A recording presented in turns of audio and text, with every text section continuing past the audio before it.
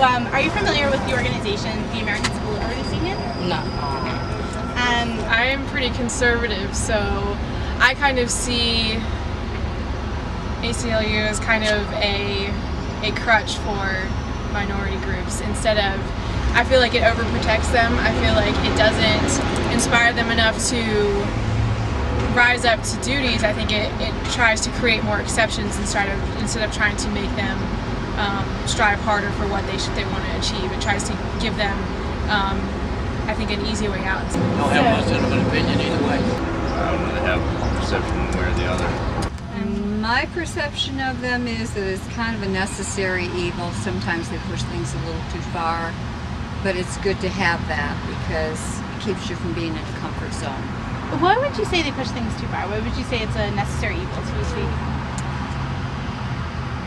When you are putting your opinions on things that are already in place, for instance, prayer in the school or God in Pledge to Allegiance, things like that, they're not harmful.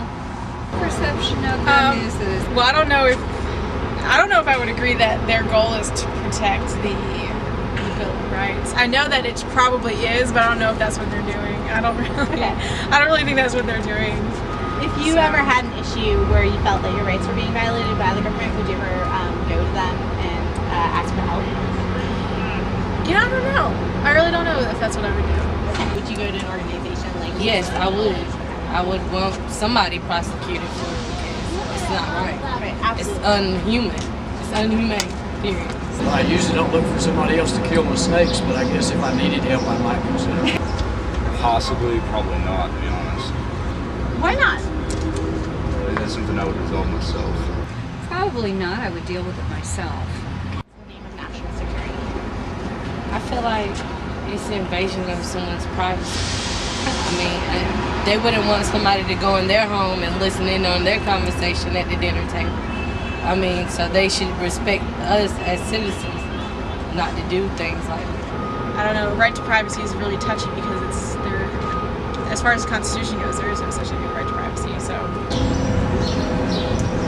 don't have anything to hide. If they want to listen to me, that's fine. I'm divided on it, personally. I think that it's important that you be able to have access to some things, but personal things are personal. Mm-hmm. And it's hard to know where the difference is. You know, if I'm talking to you on the telephone and we're having a discussion that is ludicrous, it's our personal discussion. But if it's a harmful discussion and we really mean it, do you see where I'm saying? You mean the government should step in then? Not, well, how would government know? And that's why I'm saying, you know, it's hard to draw a line and say it's good or it's bad, because it's real easy for me to say, oh, I'm going to kill so-and-so, and not really mean it. But if so-and-so died, then I'm divided on it. If prayer in public schools. Oh. No comment. I would support it. If my kids were asked to pray in school, I would not. Okay. I would not think it would be a problem. Prayer in school, I think that's a sort of a personal thing because different religions look at prayer different ways. But as far as the Pledge of Allegiance, I don't have a problem with that. I'm not much on mandatory prayer in school.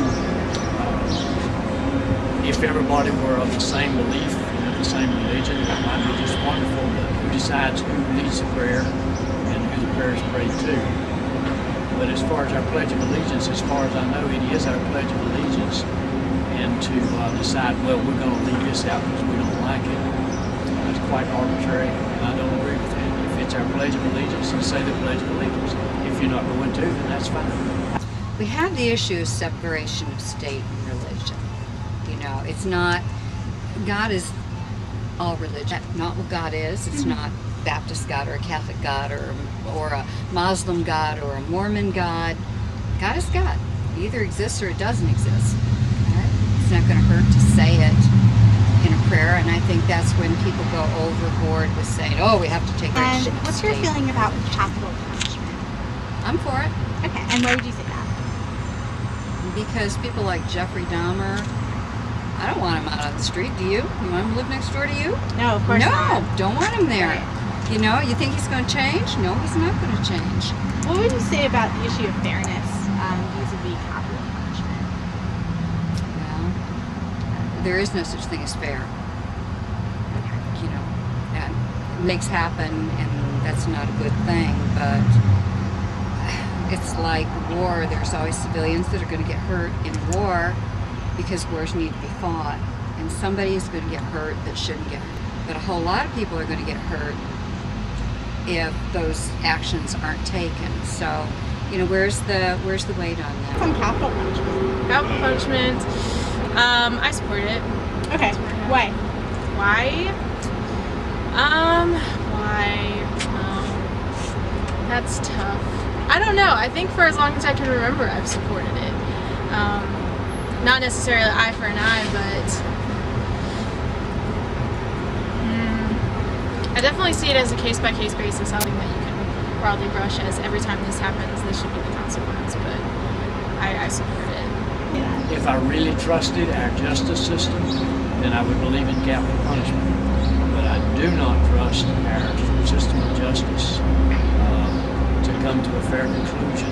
If you've got the money, I think you can buy what justice you can afford. Do you think it's just money, or would you say there's other aspects that are I unfair? think it's money and or influence. And how would you say race plays into that?